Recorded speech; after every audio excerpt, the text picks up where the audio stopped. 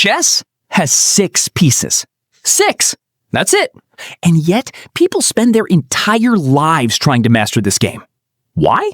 Because those 6 pieces all move differently, interact differently, and matter differently depending on where they are on the board. Once you understand what each piece actually does, not just how it moves, but why it matters, the whole game clicks. Let's go through every single one. Let's start with the humble pawn. You've got 8 of them. They're the smallest. They move the slowest, and most beginners completely ignore them. Huge mistake. A pawn moves 1 square forward. That's it. On its very first move, it can go 2 squares, and it captures diagonally 1 square forward. So it attacks differently from how it moves. Weird, right? Here's where it gets interesting.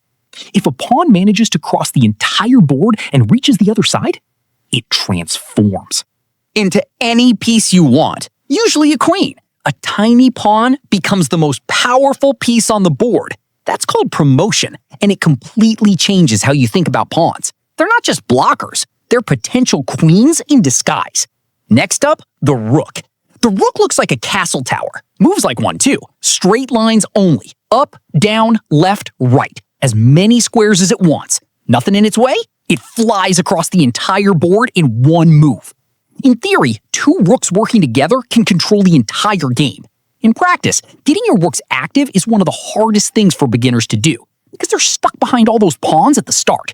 The rook is most powerful in open files. That means columns with no pawns blocking them.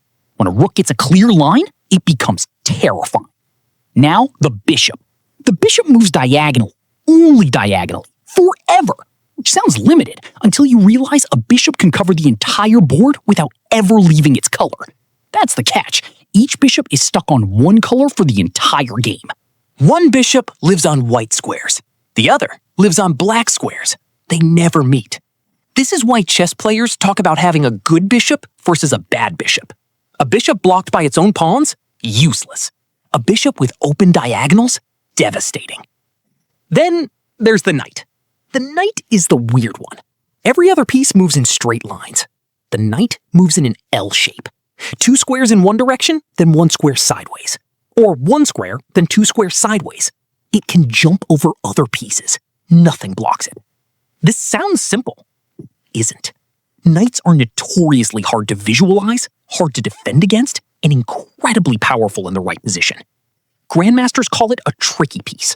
Beginners call it confusing. Both are right. The knight is especially powerful in closed positions, games where the pawns lock together and other pieces can't breathe. While bishops and rooks get stuck, the knight just hops over everything. Now, the queen. The queen does everything.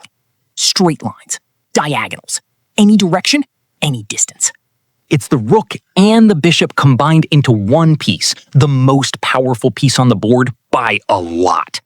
Losing your queen early in the game is almost always a death sentence, which is exactly why beginners use it too aggressively, too early, and then watch it get chased around the board by cheaper pieces until it retreats into a corner.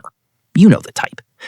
The queen is best when it has support, when it comes into the game at the right moment, not turn 2, not charging in alone. Chess isn't a one-woman show.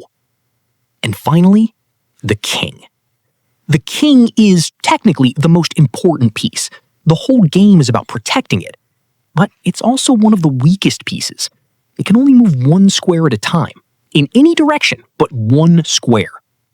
In the opening and middle of the game, the king hides, usually in the corner, protected by a wall of pawns. This is called castling, a special move where the king and rook swap positions to get the king to safety.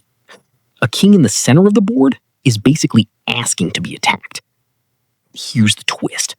In the endgame, when most pieces are gone, the king suddenly becomes powerful. It steps into the middle of the board, fights for squares, and helps push pawns to promotion. The piece that spent the whole game hiding becomes an active weapon. So, let's bring it all together. 6 pieces, each one completely different. Pawns that can become queens, rooks that dominate open lines, bishops locked to their color, knights that jump over everything, a queen that does it all, and a king that goes from hiding to hunting. chess isn't complicated because there are too many pieces. It's complicated because every piece has a role, and learning how those roles interact, open, middle game, and endgame, takes time, pattern recognition, and a lot of lost games. But now you know the pieces, and that's where it starts.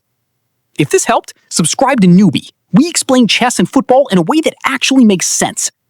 Next video, we're going deeper into how these pieces fight each other. Don't miss it.